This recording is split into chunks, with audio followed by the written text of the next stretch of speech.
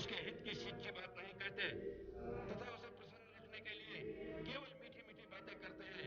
उस राजा का राज्य, उसका शरीर, उसका धर्म, तीनों का जी हाँ दोस्तों, महाराज विभीषण ने बिल्कुल सही बात कही है, इसमें तो कोई भी शक नहीं है। और उनकी इसी सलाह के अलॉन्ग हमारा ये चैप्टर भी रिवॉल्व करता है।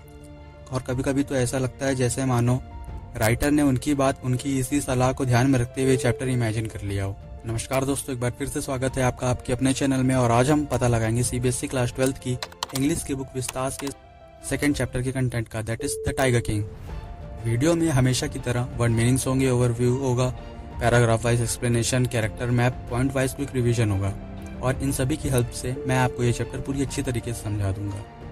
लेकिन वीडियो बहुत ज़्यादा लंबा ना हो जाए, इसलिए मैं वीडियो को 2 पार्ट में स्प्लिट कर रहा हूँ। लेकिन मैं इस बात की गारंटी देता हूँ आपको कि अगर आपने मेरी वीडियो से इस चैप्टर को समझ लिया तो आपको किसी और वीडियो की ज़रूरत नहीं पड़ेगी इस चैप्टर को समझने के लिए। तो बिना किसी देरी की चलिए स्टार्ट करते हैं। तो सबसे पहले हम बात करेंगे वर्ड मीनिंग्स की। जी हाँ दोस्तों, ये चैप्टर 10 पेजेस का है और 10 पन्नों के चैप्टर में अगर 30-40 वर्ड ना निकले इम्पोर्टेंट तो फिर बेकार है। तो बिना किसी देरी के चलिए हम अपना पहला वर्ड डिस्कस करते हैं। तो पहला वर्ड है दोस्तों हमारे पास हैस्टी, जिसका मतलब होता है इम्पेशेंट यानी उतावलापन। फिर सेकंड है इम्पेरेटिव यानी कंपल्सरी। फिर है इंडोमिटेबल यानी इम्पॉसिबल टू सबड्यू, मतलब वो व्यक्ति जिसे हराया ना जा सके। फिर है कंपेल्ड यानी फोर्स्ड, दबाव डालना। फिर है मिरेकल यानी वंडर, चमत्कार। फिर है एस्टोनिशिंग, और दोस्तों एस्टोनिशिंग के बाद ही एक और वर्ड है स्ट्यूफेक्शन, लेकिन मैंने इन दोनों को एक साथ लिखा है, एक साथ इस्तेमाल किया क्योंकि दोनों वर्ड्स का मतलब सिमिलर है और इन दोनों का मतलब होता है चकित रह जाना। फिर है प्रोफेट्स यानी फ्यूचरिस्ट, जो व्यक्ति भविष्य देखता हो। फिर है इनंसिएटेड यानी प्रोनाउंस्ड, बोलना। फिर हमारे पास वर्ड गेज्ड, इसका मतलब होता है लुक्ड और स्टेयर्ड यानी घूर कर देखना। इसके बाद का वर्ड है ग्रोल यानी रोड, गुर्राना। फिर है ड्रॉल्ड यानी विस्पर्ड, धीरे से बोलना। फिर टफ्ट, इसका मतलब है चोटी, यानी जो पंडित बेसिकली धारण करते हैं अपने बालों को इकट्ठा बांध करके, उसे हम चोटी कहते हैं। फिर है इनकोहेरेंट यानी अनक्लियर, बेतुका। फिर है प्रोक्लेमेशन यानी अनाउंसमेंट, घोषणा। फिर है फ्लिंग यानी थ्रो, फेंकना। फिर है कॉन्फिस्केटेड यानी सीज, जब्त कर लेना। फिर है वोड, शपथ लेना, टू स्वेयर। फिर है थ्रोन यानी रॉयल सीट, राजगद्दी। फिर 19th वर्ड है हमारे पास कारकास यानी कॉप्स, डेड बॉडी। फिर है रिलेंटेड यानी एग्रीड, मान जाना। फिर 21st वर्ड है हमारे पास डेलिब्रेशन यानी कंसल्टेशन, विचार करना। फिर है ब्रांडिसिंग यानी थ्रेटनिंग, मतलब धमकाना। फिर है एडॉन्ड यानी डेकोरेटेड, सजाया हुआ। फिर 24th वर्ड है हमारे पास सैवेज यानी ब्रूटल। फिर 25th वर्ड है वेरी यानी केयरफुल। फिर है ग्लूम, जिसका मतलब होता है सैडनेस। फिर है डिस्पेल्ड यानी एलिमिनेटेड, खत्म करना। 28th वर्ड है हमारे पास वेंटोनली यानी सेंसलेस। फिर है फ्लाउट, जिसका मतलब होता है रिडिक्यूल, मजाक उड़ाना। फिर है ऑब्स्टिनेसी, जिसका मतलब होता है इनफ्लेक्सिबिलिटी, जिद्दी। फिर है कैटास्ट्रोफिक, बहुत इंपॉर्टेंट वर्ड है दोस्तों, इसका मतलब होता है डिजास्टर्स यानी विपत्तिपूर्ण, खतरनाक। फिर है वेंडर्ड यानी वॉक्ड और रोम्ड, घूमना। फिर है इलेशन, जॉयफुल। फिर है हमारे पास कार्व्ड यानी स्कल्प्टेड, नक्काशी करना। फिर है स्लाइवर यानी स्प्लिटेड चिप्स, यहाँ पे वुड की बात की गई है, मतलब लकड़ी के छोटे छोटे ऐसे स्प्लिट जो उभरे हुए हों उन्हें हम स्लाइवर कहते हैं, हिंदी में फांस। फिर है क्विल्स यानी स्पाइक्स, कांटे। दोस्तों आपसे ये दिल से अपील है कि मैंने जो भी वर्ड मीनिंग्स आपको बताए, जो भी इंपॉर्टेंट वर्ड्स आपको बताए हैं, उन्हें आपको अपने आंसर में यूज़ करना ही करना है। क्योंकि अगर आप ये वर्ड्स यूज़ करेंगे तो जो आपकी कॉपी चेक करेगा, जो आपके आंसर्स को देखेगा, तो उसे पता चलेगा कि स्टूडेंट ने इंपॉर्टेंट वर्ड यूज़ करके कंटेंट को सेटिस्फाई किया है। तो अब बिना किसी देरी के चलिए हम स्टार्ट करते हैं स्टोरी का ओवरव्यू। तो दोस्तों स्टोरी का टाइटल है द टाइगर किंग। इसके राइटर हैं कल्कि।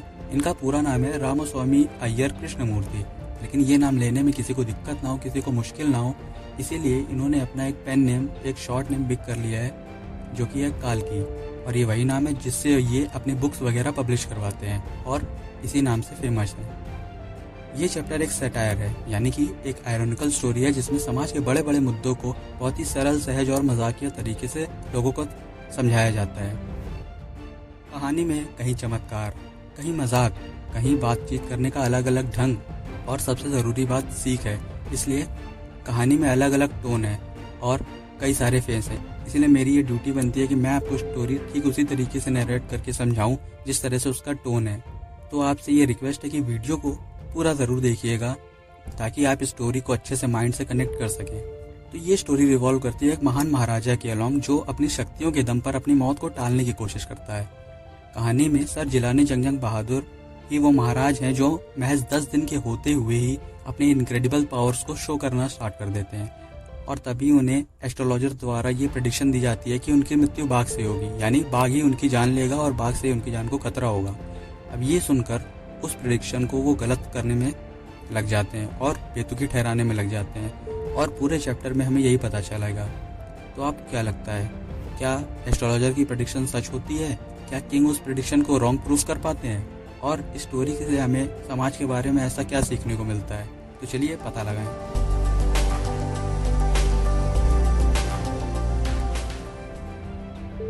तो दोस्तों स्टोरी में टोटल 5 फेजेस हैं, यानी कि स्टोरी 5 फेजेस में बटी हुई है।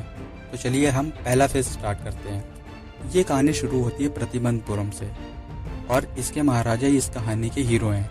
उनकी ग्रेटनेस और उनकी पर्सनैलिटी को बताने के लिए राइटर उन्हें अलग अलग टाइटल देते हैं, जैसे जामेदार जनरल, खीलेदार मेजर, सतव्याग्र संहारी, महाराजाधिराज, विश्व भुवन सम्राट, सर जिलानी जंग बहादुर, MAD, ACTC और CRCK।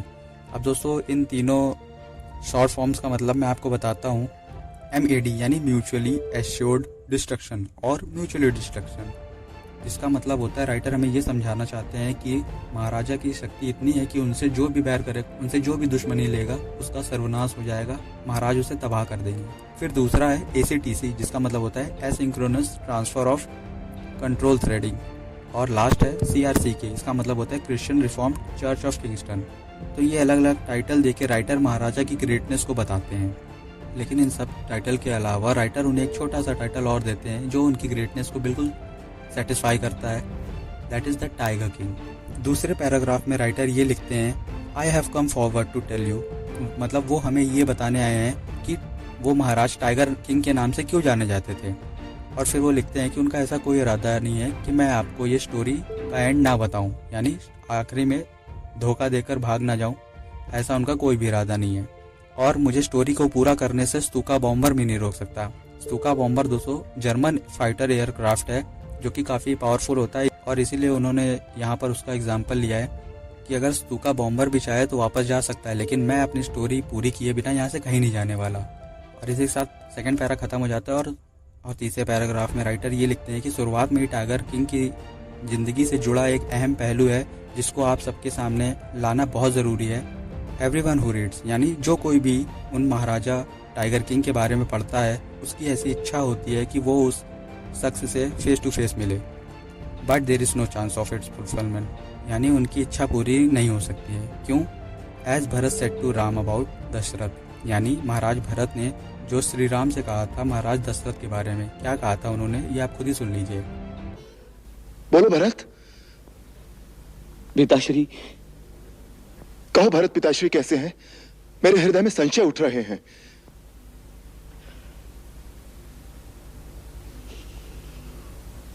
भैया, आपका संशय सत्य है भैया।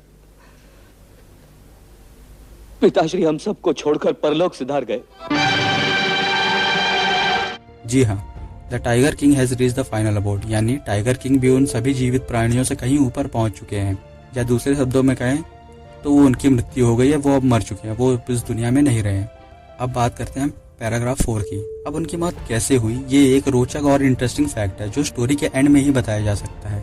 इनकी मृत्यु, इनकी डेथ का एक सबसे बड़ा पहलू यह है कि जब इनका जन्म हुआ था तभी एक ज्योतिषी ने यह भविष्यवाणी कर दी थी कि ये एक दिन मर जाएगा। एस्ट्रोलॉजर्स ने यह बताया कि ये बच्चा बड़ा होकर योद्धाओं का योद्धा बनेगा, नायकों का नायक बनेगा, चैंपियंस का चैंपियंस बनेगा। पर अब ऐसा कहने के बाद वो शांत हो गए और उन्होंने आहें भरी, यानी कि सांसें अंदर ली।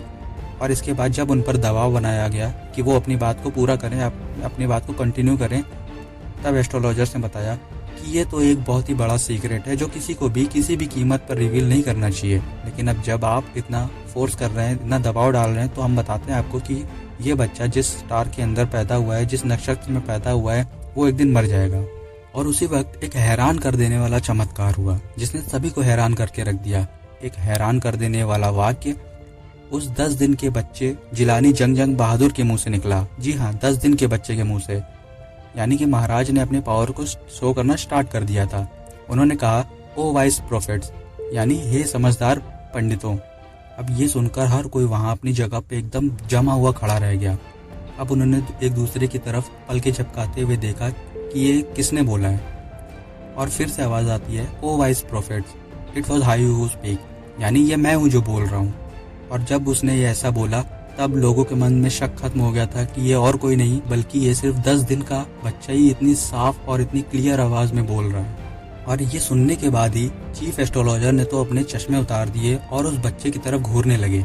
और वो बच्चा सिर्फ इतने पर ही नहीं रुका और उसने कहा कि हर व्यक्ति जो जन्मा है, हर व्यक्ति जो पैदा हुआ है, उसे एक न एक दिन तो मरना ही होगा। इसमें हमें आपकी प्रिडिक्शन की जरूरत नहीं है। बात तो तब बनेगी कि अगर आप बता पाएं कि उसकी मृत्यु कैसे होगी, वो कैसे मरेगा। और उस रॉयल इन्फेंट ने यानी अपनी ये बात उसकी स्क्वीकी वॉइस यानी बच्चे की तीखी आवाज में कही। अब ये सुनकर उस चीफ एस्ट्रोलॉजर ने ये सोचकर हैरानी से अपनी फिंगर अपनी नोज पर रख ली कि ये बच्चा जो सिर्फ 10 दिन का है वो ना सिर्फ बोल रहा है बल्कि एक इंटेलिजेंट क्वेश्चन भी पूछ रहा है। इनक्रेडिबल, असंभव, विश्वास नहीं होता कि ये 10 दिन का बच्चा ऐसा भी कर सकता है। फिर नेक्स्ट लाइन में हमें ये देखने को मिलता है कि rather like the bulletins issued by the war office than facts, यानी कि ये बच्चा इतना इंटेलिजेंट क्वेश्चन पूछा है जैसे वॉर ऑफिस अपनी बुलेटिन्स को एग्जैगरेटेड वे में बताता है। अब इसलिए उन्होंने यहाँ पे कंपेयर किया है वॉर ऑफिस की बुलेटिन से, क्योंकि वॉर ऑफिस अपनी बुलेटिन को काफ़ी एग्जैगरेटेड और काफ़ी क्लियर वे में सबको बताता है। और इसीलिए उस बच्चे का क्वेश्चन भी इसी से कंपेयर किया गया है क्योंकि उस बच्चे का क्वेश्चन एकदम सटीक था और काफ़ी इंटेलिजेंट क्वेश्चन था। अब ऐसा सुनने के बाद चीफ एस्ट्रोलॉजर ने अपनी नाक पर से उंगली हटाई और अपनी आंखें उस छोटे से प्रिंस पर गड़ा दी, यानी उसे घूरने लगे। और उन्होंने कहा कि the prince was born in the hour of bull, यानी ये बच्चा वृषभ राशि में पैदा हुआ है। और जैसा कि हम जानते हैं कि बुल और टाइगर तो एनिमी होते हैं, इसलिए इसकी मृत्यु टाइगर से ही होगी, यानी कि टाइगर ही इसकी जान लेगा, टाइगर इसे मार डालेगा। उन्होंने ऐसा बताया। फिर नेक्स्ट पैराग्राफ में लिखते हैं राइटर कि अब ये सुनकर आपको ये लगा होगा कि टाइगर सब सुनते ही वो बच्चा हिल जाएगा, वो 10 दिन का बच्चा डर जाएगा, लेकिन यही तो वहाँ पे नहीं हुआ। यानी कि ये स्टोरी काफ़ी अनप्रेडिक्टेबल है, यानी कि जो हम सोचते हैं वो स्टोरी में नहीं होता है और जो हम नहीं सोचते वही स्टोरी में होता है। फिर वो लिखते हैं, और जैसे ही उसने टाइगर शब्द सुना उसने अपने गुर्राती हुई आवाज में कुछ कहा। उसके मुंह से डरावने शब्द निकलना स्टार्ट हुए। लेट टाइगर्स बीवेयर, यानी टाइगर को वो खुली चुनौती दे रहा था, चैलेंज कर रहा था कि उन्हें सावधान हो जाने दो। अब ऑथर ये लिखते हैं कि ये जो पूरा इंसिडेंट हमने पीछे आपको एक्सप्लेन किया है, ये सब एक अफवाह है जो प्रतिबंधपुरम में फैली हुई है। राइफ का मतलब होता है फैला होना। पर जैसे जैसे हम स्टोरी में आगे बढ़ेंगे, हम स्टोरी को आगे पढ़ेंगे, तब हमें ये पता चलेगा कि इस सब इंसिडेंट में कोई ना कोई सच्चाई तो जरूर छुपी हुई है। और इसी के साथ दोस्तों हमारा फेज 1 खत्म होता है और अब हम बढ़ते हैं अपने फेज 2 की तरफ। अब धीरे धीरे जिलानी जंग बहादुर बड़े होने लगे और दिन ब दिन और मजबूत और शक्तिशाली होने लगे। और उनके बचपन के दिनों में ऐसा कोई भी चमत्कार नहीं हुआ जैसा कि हमने फेज 1 में देखा। यानी कि फेज 1 में जो एस्ट्रोलॉजर वाला सीन था, जो मिरेकल उस टाइम पे हुआ था, उसके अलावा ऐसा और कोई भी चमत्कार नहीं हुआ था जिसको राइटर बता सके हमें। सब नॉर्मल बातें हुई थी। क्या हुई थी? प्रिंस को सारे ऐशो आराम मिले। उसने एक इंग्लिश काऊ का दूध पिया, उसकी देखभाल एक इंग्लिश नैने ने की और एक इंग्लिश के टीचर ने उसे इंग्लिश में पढ़ाया भी। और उसने कोई फिल्म नहीं देखी सिवाय इंग्लिश फिल्मों के। और ऐसा जीवन उस समय भारत के हर क्राउन प्रिंस के लिए था, क्योंकि उस समय पे अंग्रेजों का ही राज था और हमारे इंडियंस किंग भी उन अंग्रेजों की कॉपी करने में लगे रहते थे और इसीलिए उनके ही ट्रेडिशन, उनके ही रिचुअल्स को फॉलो करते थे। लेकिन मैं तो अब भी कहूँगा कि मेरा भारत महान, यानी मेरे भारत के ही ट्रेडिशन और रिचुअल्स बेस्ट हैं। अब प्रिंस 20 साल के हो चुके थे और अब तक उनका राज्य जो कोर्ट ऑफ वार्ड संभाल रहा था। कोर्ट ऑफ वार्ड्स यहाँ पे मैं आपको बता दूं दोस्तों, ये ईस्ट इंडिया कंपनी द्वारा इस्टेब्लिश्ड एक एजेंसी, एक लीगल बॉडी है जो किसी स्टेट को, किसी किंगडम को तब तक संभालती है जब तक उसे संभालने वाला कोई दूसरा राजा नहीं आ जाता या जब तक उसका प्रिंस बड़ा नहीं हो जाता है। तो अब 20 साल की उम्र में उसका राज्य उसके हाथों में आ चुका था। पर सबको उस एस्ट्रोलॉजर की प्रेडिक्शन याद थी और बहुतों ने तो इसे डिस्कस करना भी स्टार्ट कर दिया और धीरे धीरे यह महाराज के कानों तक पहुंच गई। उस समय प्रतिबंधपुरम में अनगिनत जंगल थे और उनमें अनगिनत टाइगर्स भी थे। महाराजा को एक पुरानी कहावत याद आती है कि you may kill even a cow in self defence, यानी कि आप एक गाय को भी मार सकते हैं अपने बचाव में। अब उन्होंने इस कहावत का क्यों सहारा लिया, क्योंकि गाय को हिंदुइज्म में काफ़ी सैक्रेड एनिमल माना जाता है, इसलिए उन्होंने कहा है कि जब हम अपने बचाव में किसी गाय को मार सकते हैं तो इसमें कोई दिक्कत नहीं होगी कि हम अपने बचाव में एक टाइगर को मार दें। और इसी सेइंग के साथ वो अपनी टाइगर हंट पे निकल पड़ते हैं। महाराजा की खुशी का कोई ठिकाना नहीं था जब उन्होंने अपना पहला शिकार किया, अपना पहला टाइगर मारा और उसकी डेड बॉडी को महाराज ने उस स्टेट एस्ट्रोलॉजर को दिखाया और पूछा कि अब आपका क्या कहना है। तब उन्होंने कहा, यो मैजेस्टी, यानी हे महाराज, आप ऐसा करके 99 टाइगर्स को तो मार लेंगे, बट अब उसके बाद उन्होंने अपनी आवाज़ धीरे कर ली और मुनमुनाने लगे। और इसके बाद महाराज ने उनसे पूछा, बट क्या? बिना किसी डर के बोलो आगे।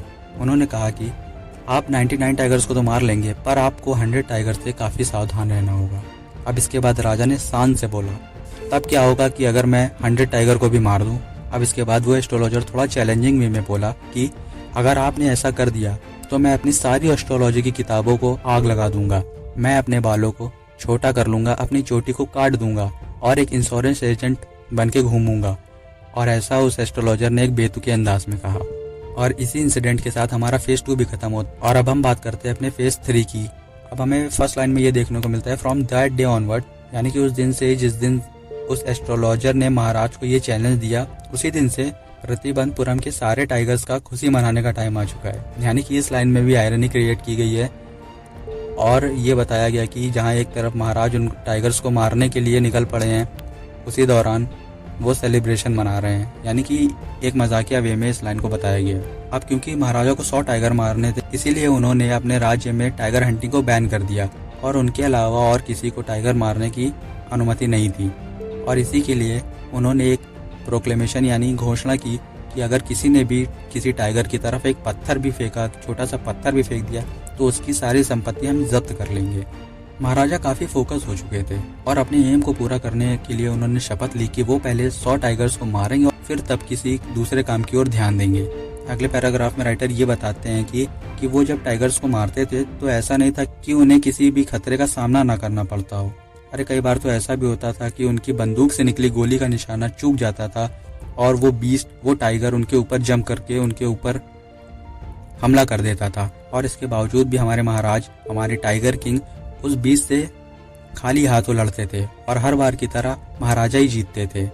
दोस्तों इस पैराग्राफ में महाराजा की ब्रेवरी का डिस्कशन किया गया है। यानी कि खाली हाथों से किसी टाइगर को मारना बिना किसी हथियार के एक बहुत ही ब्रेवरी का काम है। इसके लिए मैं महाराजा को सैल्यूट करता हूँ। लेकिन इसी सब के दौरान एक बार तो ऐसी घटना घटी जिससे कि उसका राज खतरे में पड़ गया था। हुआ यूं कि एक बहुत ही सुपीरियर ब्रिटिश ऑफिसर प्रतिबंधपुरम पहुंचा। वो टाइगर का शिकार करने का बहुत शौकीन था, या यूं कहें कि वो टाइगर्स की डेड बॉडी के ऊपर खड़ा होकर बंदूक लेकर फोटो खिंचाने का ज्यादा शौकीन था और इसीलिए वो प्रतिबंधपुरम पहुंचा ताकि वो टाइगर हंटिंग कर सके। लेकिन महाराज अपने निश्चय में दृढ़ थे, उन्होंने उसकी इस अपील को रिजेक्ट कर दिया। लेकिन इसके अलावा महाराज ने उसके आगे और भी कई ऑफर रखे, जैसे कि उन्होंने कहा कि अगर आप चाहें तो हम एक बोर हंट ऑर्गेनाइज करवा सकते हैं, बोर हंट यानी पिग हंट, और अगर ये भी आपको अच्छा ना लगे तो हम एक माउस हंट भी ऑर्गेनाइज करवा सकते हैं, और अगर आपको ये सब भी अच्छा ना लगे तो फाइनली हम आपके लिए मॉस्किटो हंट भी ऑर्गेनाइज करवा सकते हैं। जी हाँ, मतलब टाइगर हंटिंग तो वो किसी भी कीमत पर ऑर्गेनाइज नहीं करवा सकता था, इसीलिए उसने उससे भी ज्यादा मुश्किल काम उस ऑफिसर को ऑफर किए ताकि वो ऑफिसर खुश होकर दूसरी कोई हंट चूज कर ले। But tiger Hunt that's impossible, यानी टाइगर हंट तो मुमकिन ही नहीं है। अब परमिशन रिजेक्ट होने के बाद उस ब्रिटिश ऑफिसर के सेक्रेटरी ने महाराज के दीवान द्वारा उनको ये संदेश दिलवाया कि ये जरूरी नहीं है कि दुराई ही उस टाइगर को मारे। अब यहाँ पर दोस्तों दुराई यानी कि that high ranking British officer, उन्होंने ये बताया कि अगर महाराज चाहे तो वही असली किलिंग कर सकते हैं, वही टाइगर्स को मार सकते हैं। जो दुराई के लिए इम्पोर्टेंट है वो तो है बस एक फोटो उस टाइगर की डेड बॉडी के ऊपर बंदूक लेकर जो वो खिंचवाना चाहते हैं, उनको सिर्फ फोटोग्राफ से मतलब था। लेकिन महाराजा ने इसके लिए भी मना कर दिया, क्योंकि उन्होंने ये सोचा कि अगर वो मान गए तो तब क्या होगा जब दूसरे ब्रिटिश ऑफिसर भी टाइगर हंट की डिमांड करेंगे, क्योंकि ये बात तो हमारे टाइगर किंग और उस ब्रिटिश ऑफिसर को पता है कि असली टाइगर हंटिंग किसने की है।